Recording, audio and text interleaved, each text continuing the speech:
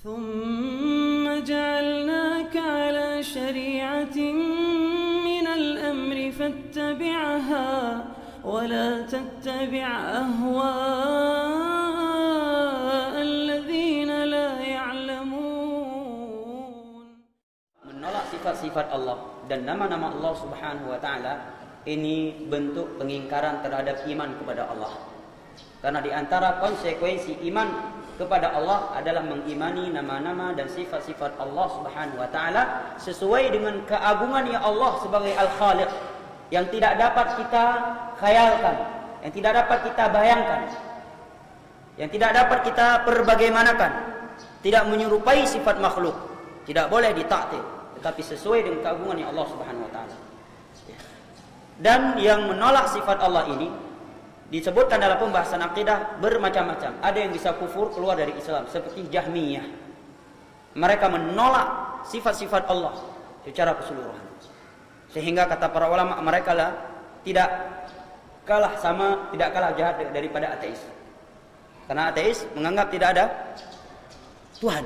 Maka apa bedanya dengan orang yang menyatakan Allah nggak punya nama, nggak punya sifat, Allah tidak bertempat, tidak di sana, tidak di sini, dan seterusnya. Hakikatnya sesuatu yang tidak ada sifat, tidak ada nama, tidak ada tempat adalah tidak ada. Dan andai kata Allah tidak menyatakan Ar-Rahmanu 'alal 'arsy istawa, kita tidak akan menyatakan Allah beristiwa di atas arsy. Dan arsy itu tidak, dan istiwa itu jangan diterjemahkan bersemayam. Menerjemahkan istiwa dengan bersemayam salah satu kekeliruan yang sangat fatal dalam pembahasan akidah. Karena bersemayam kalau kita buka kamus besar bahasa Indonesia, dia maknanya adalah duduk. Ulama salaf menyebutkan makna istiwa adalah 4 makna. Ala, al-ulu, was-su'ud, ya, wa qasada, was-taqarra. Meninggi, ya, mengatas, ya, naik, menempat, ya, menetap, ya, dan menuju. Tidak ada kalimat duduk di situ. Bagaimana yang meninggi, bagaimana yang menetap, ini sesuai dengan keagungannya Allah, tidak menyerupai sifat makhluk, dan Allah tetap akbar. Allah tidak butuh kepada makhluk. Bagaimana Nabi tidak bertanya kepada Allah bagaimana.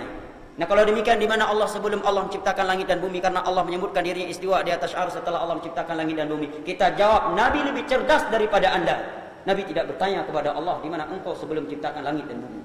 Para sahabat Nabi lebih cerdas daripada Anda. Mereka tidak bertanya kepada Nabi, di mana Allah sebelum Allah menciptakan langit dan bumi.